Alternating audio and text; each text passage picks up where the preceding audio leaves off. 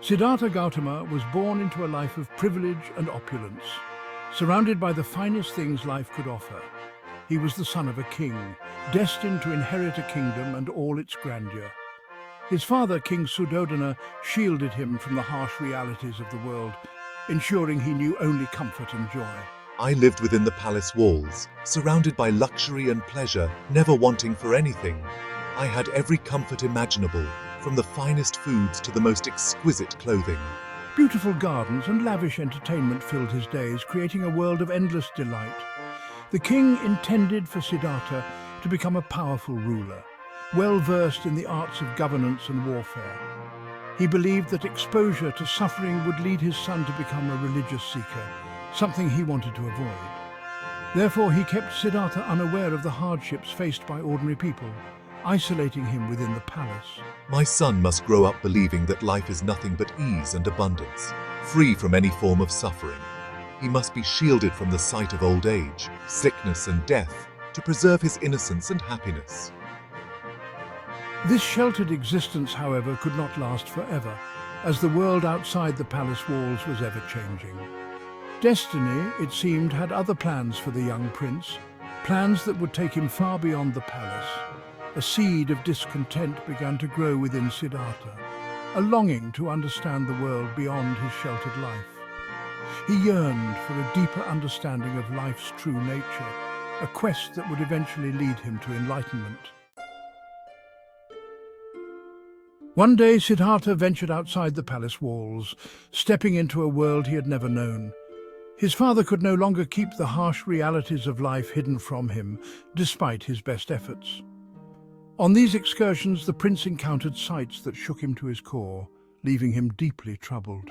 I saw an old man, his body ravaged by time, his movements slow and labored. This is the fate that awaits us all. Aging is inevitable and no one can escape it. Next, he encountered a sick person, racked with pain and disease, their suffering evident. The sight of illness was deeply unsettling, a stark reminder of human vulnerability. Suffering from disease is a part of life, an unavoidable reality we all must face. Finally, he saw a dead body being carried away for cremation, a solemn and sobering sight. These encounters with suffering were deeply unsettling for Siddhartha, shaking his very foundation.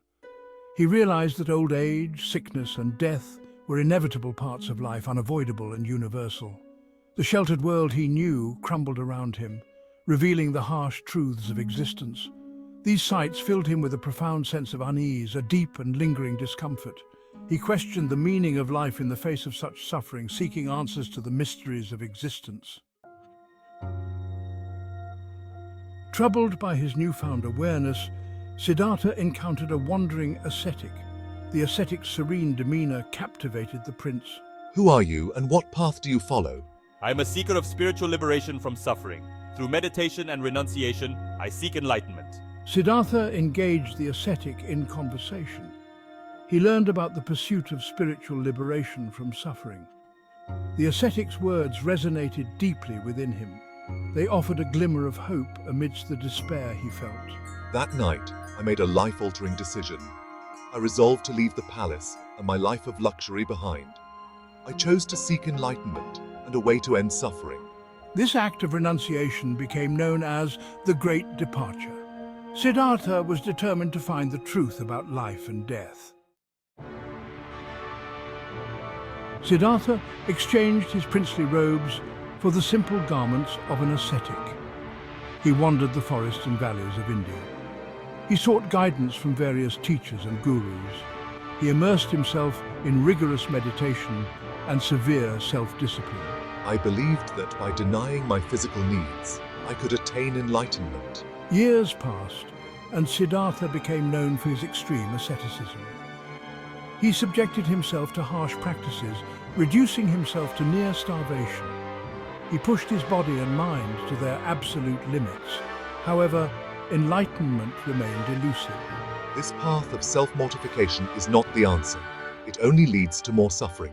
He realized that this path of self-mortification was not the answer. It only led to more suffering. Disillusioned but not defeated, Siddhartha recognized the futility of extremes. He understood that neither indulgence nor self-denial held the key to liberation. I recall a childhood memory of deep meditative absorption. This memory sparks a profound realization. He needed to find a middle path, a balanced approach to spiritual practice. Siddhartha decided to nourish his body and mind. I accepted an offering of milk and rice from a young village woman named Sujata. This act of self-care marks a turning point in my journey. He was ready to confront the root of suffering and attain enlightenment. With renewed determination, Siddhartha sat beneath a sacred fig tree, now known as the Bodhi tree. He vowed not to rise until he had achieved enlightenment.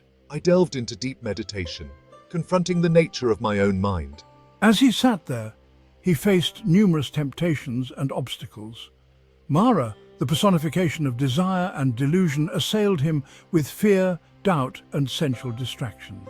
I remained steadfast in my meditation, seeing through the illusory nature of these temptations. Ultimately, he broke free from their grasp.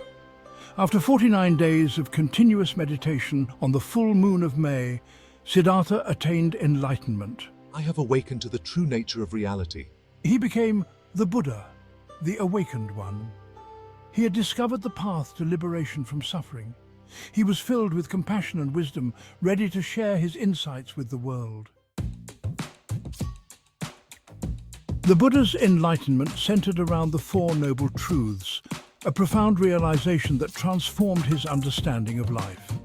These truths form the foundation of Buddhist teachings, guiding practitioners on their spiritual journey. They provide a comprehensive framework for understanding the nature of suffering and the path to its cessation, offering deep insights into the human condition. The first truth is the truth of suffering, or dukkha.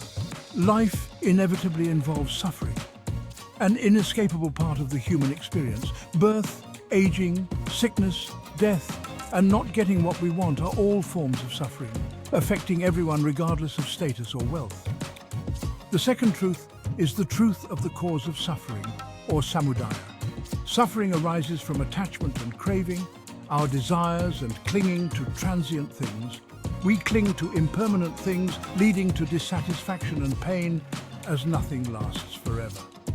The third truth is the truth of the cessation of suffering, or nirodha. Suffering can be overcome by eliminating attachment and craving, achieving a state of peace. True happiness and liberation are possible, attainable through mindful practice and inner transformation. The fourth truth is the truth of the path to the cessation of suffering, or magga. The path to liberation is the Eightfold Path, a set of guidelines for ethical conduct, mental discipline, and wisdom, leading to a balanced and fulfilling life. The Eightfold Path is not a linear progression, but rather a set of interconnected principles. By cultivating these 8 aspects of life, one can gradually purify the mind, develop wisdom, and attain liberation from suffering. 1. Right understanding. Understanding the Four Noble Truths and the nature of reality. 2. Right thought. Cultivating thoughts of loving kindness, compassion, and non-harming. 3. Right speech, speaking truthfully, kindly, and avoiding harmful speech. 4. Right action. Engaging in ethical and moral conduct, abstaining from harming others. 5. Right livelihood. Earning a living in a way that does not harm oneself or others. 6. Right effort. Cultivating wholesome qualities and abandoning unwholesome ones. 7. Right mindfulness. Paying attention to the present moment with an attitude of non-judgment. 8. Right concentration. Developing focused attention and mental clarity through meditation. Following his enlightenment, the Buddha dedicated the rest of his life to sharing his teachings. He traveled extensively throughout India, teaching people from all walks of life. He emphasized the importance of compassion, mindfulness, and ethical behavior as the keys to a meaningful and fulfilling life. The Buddha's teachings resonated deeply with people, offering a path to inner peace and liberation from suffering. He established a monastic order, the Sangha, to preserve and transmit his teachings. The Sangha continues to this day, carrying on the legacy of the Buddha's wisdom. The Buddha's teachings remain profoundly relevant in the 21st century. His insights into the human condition, The nature of suffering and the path to liberation continue to inspire and guide people around the world. In a world often characterized by stress, anxiety, and conflict, the Buddha's message of compassion, mindfulness, and inner peace offers a timeless antidote to the challenges of modern life. By cultivating mindfulness and compassion, we can transform our own lives and contribute to a more just and peaceful world. The Buddha's teachings remind us that true happiness and fulfillment are found not in external possessions or achievements, but in cultivating inner peace and wisdom.